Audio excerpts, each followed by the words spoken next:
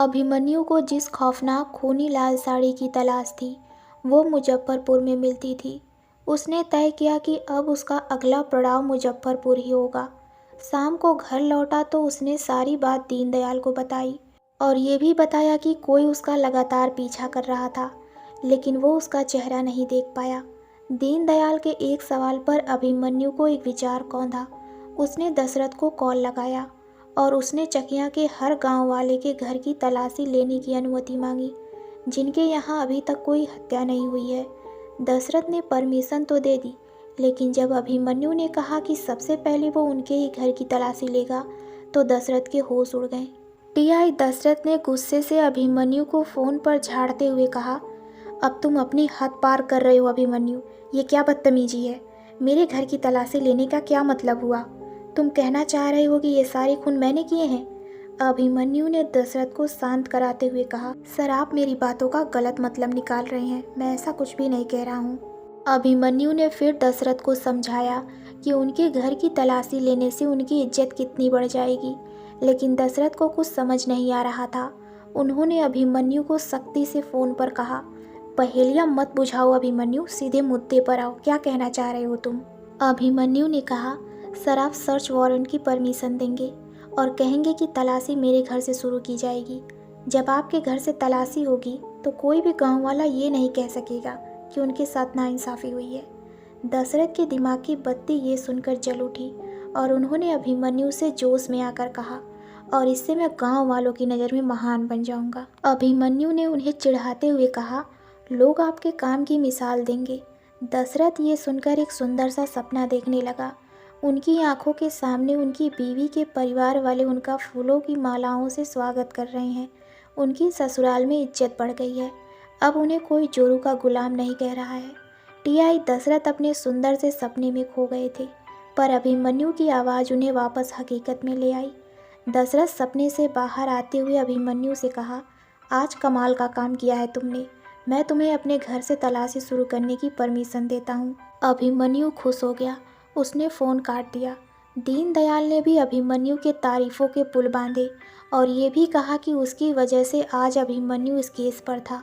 दीनदयाल ने खुश होते हुए बोला, सर जी मेरी पारखी नज़र ने आप जैसा हीरा परख लिया, नहीं तो दशरथ सर तो आपको।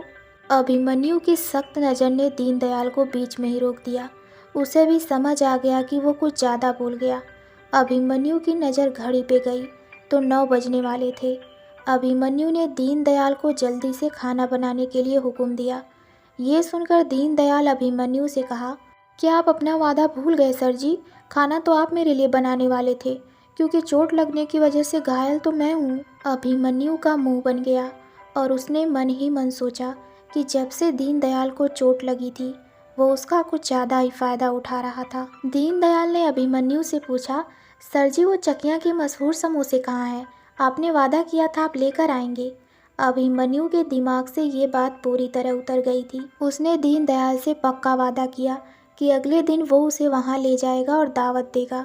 अभिमन्यु उम्मीद लिए एक बार फिर दीनदयाल के सामने आया और कहा, मेरी तो कुछ समझ में नहीं आ रहा है कि क्या बनाया जाए। आज तुम एक गिलास दूध पी लो, कल से मैं कुछ इंतजाम करूँगा। दीनदयाल नाटक करने लगा कि उसका सिर दर्द कर रहा था, पर वो दवाई भी नहीं ले सकता था क्योंकि उसने कुछ खाया नहीं था। उसे ये चोट भी ना लगती अगर अभिमन्यु उस रात उसे ज़बरदस्ती बरगद के पेड़ पर ना ले गया होता। अभिमन्यु दीनदयाल का नाटक समझ गया। इतनी रात में चकिया गांव में अब उसके पास सिर्फ एक ही रास्ता बचा था, खाने का इंतजाम करने के लिए, और वो रास्ता चुड़ैल के घर जाता था। और अब तो उस घर में छोटी डायन भी थी। इधर अपने मुंह में टॉर्च पकड़े प्रीति फ्यूज बॉक्स चेक कर रही थी, क्योंकि उसके घर का एक हिस्सा पूरा अंधेरे में था।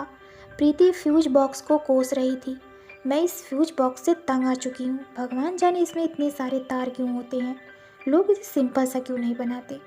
तभी उसके कानों में अभिमन्यु की तंज भरी आवाज़ आई, चीज़ें तो सिंपल ही होती है, बस तुम जैसे लोग उसे कॉम्प्लिकेट कर देते हैं। प्रीति को अभिमन्यु की आवाज़ सुनकर एक झटका लगा और उसने खुद से ही कहा, हे भगवान, लगता है मैं पागल हो गई हूँ।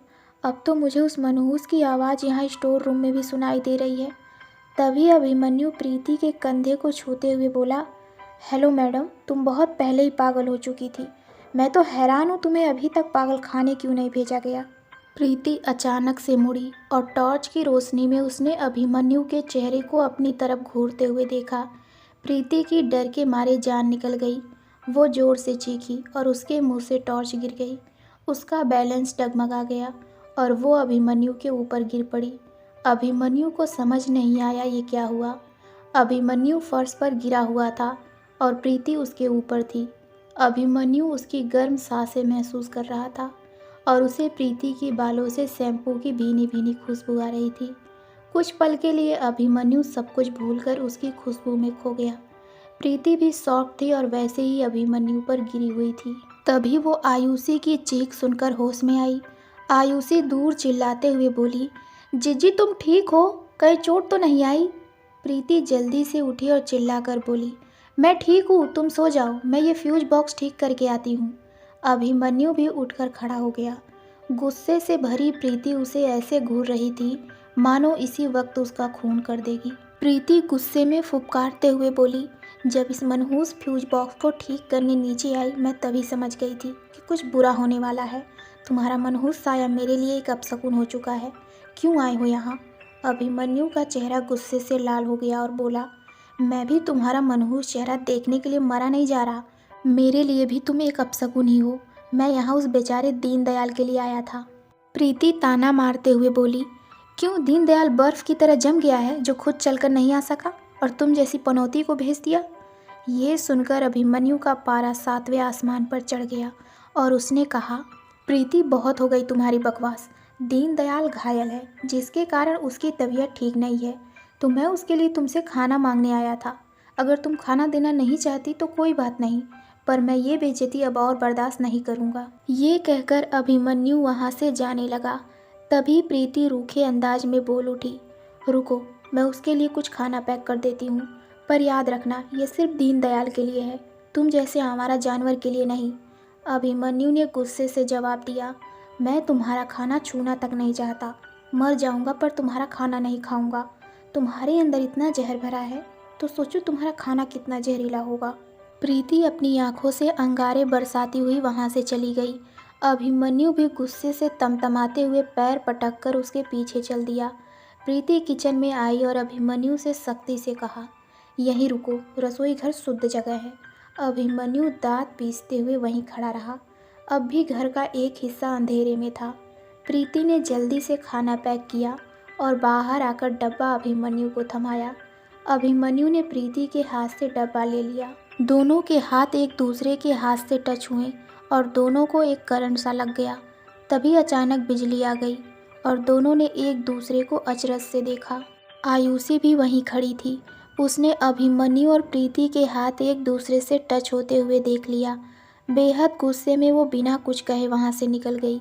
उसके जाते ही प्रीति ने अपना हाथ झटक कर हटाया और गुस्से से कहा, अब मुँह क्या देख रहे हो मेरा, निकलो यहाँ से। अभिमन्यु ने गुस्से से कहा, तुम्हारी मनहूस शक्ल देखने का कोई शौक नहीं है मुझे। अभिमन्यु खाने का डिब्बा लिया वहाँ से निकल गया। प्रीति भी गुस्से से दरवाज़ा बंद करके अपने कमरे में चली गई। इधर देर रात को करीब 10:30 बजे किसी ने सरपंच के घर का दरवाज़ा खटखटाया। सरपंच ने दरवाज़ा खोला और देखा कि बाहर एक आदमी खड़ा था जिसने अपना मुंह गमछे से ढका हुआ था। सरपंच ने उसे अंदर खींचते हुए दरवाज़ा बंद कर लिया। आदमी ने अपना गमछा हटाया। ये वही आदमी था जो अभिमन्यु का पीछा कर रहा था, जो अभिमन्यु को बरगद के पेड़ के पास मिला था और जो अभिमन्यु को देखकर गांव की सभा से गायब हो गया था। सरपंच ने उसका नाम लेकर पूछा, कुलदीप, आज इंस्पेक्टर अभिमन्यु ने कहीं तुम्हें पीछा करते हुए देखा तो नहीं? कुलदीप ने गंभीर होकर कहा, देख लिया था, बहुत तेज आदमी है, पर मैं भी कम नहीं हूँ। मैंने भी उसे ऐसा चकमा दिया कि उसे पता ही नहीं चला मैं कब और कहाँ गायब हो गया। सरपंच ने राहत की सांस लेकर कहा, शाबाश, ध्यान रहे उसे भनक नहीं लगनी चाहिए हमारे बारे में। कुलदीप ने हाँ में सिर हिलाया। फिर सरपंच ने पूछा, क्या खबर है इंस्पेक्टर अभिमन्यु की? कुलदीप ने फिर सरपंच को अभिमन्यु की आज की जांच के बारे में बताया। सरपंच ने गंभीर होकर कहा, वो इस केस के बारे में जो चाहे वो जांच करे, मुझे कोई फ़र्क नहीं पड़ता, जब तक कि वो उस जगह के राज से अनजान रहता है। कुलदीप ने परेशान होकर कहा, शायद अब देर हो गई। सरपंच ये सुनकर चौंक गए और उनके चेहरे पर हवाइयाँ उड़ गई। उन्होंने कुलदीप को धीमी आवाज़ में कहा, क्या मतलब है तुम्हारा? कुलदीप ने बिना कुछ कहे अपने कुर्ते की पॉकेट से अपना मोबाइल निकाला और सरपंच को अपने फ़ोन पर कुछ तस्वीरें दिखाई। उन तस्वीरों को देख सरपंच की आंखें डर के मारे फट गईं। उनका चेहरा पीला पड़ गया। सरपंच ने कुलदीप को तनाव भरी नज़र से देखा और कुलदीप उनका चेहरा देखते ही समझ गया और फौरन बोला, डरिए मत, इंस्पेक्टर अभिमन्यु को अभी तक कुछ नहीं पता चला है।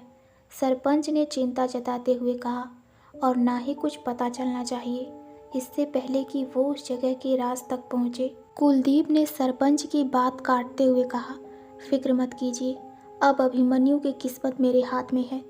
जिस दिन उसे उस जगह के राज के बारे में पता चलेगा उस दिन इंस्पेक्टर अभिमन्यु सुबह का सूरज नहीं देखेगा। ये वादा है मेरा आपसे।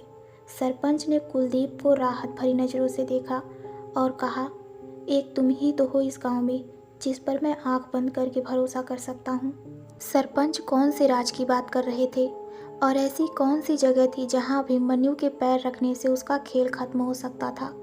क्या अभिमन्यु सच में मौत के मुंह में जाने वाला है? सरपंच कौन सा बड़ा राज छिपा रहा है? जानने के लिए देखिए चकियाँ की डायन। तो मिलते हैं कहानी के अगले भाग में। धन्यवाद।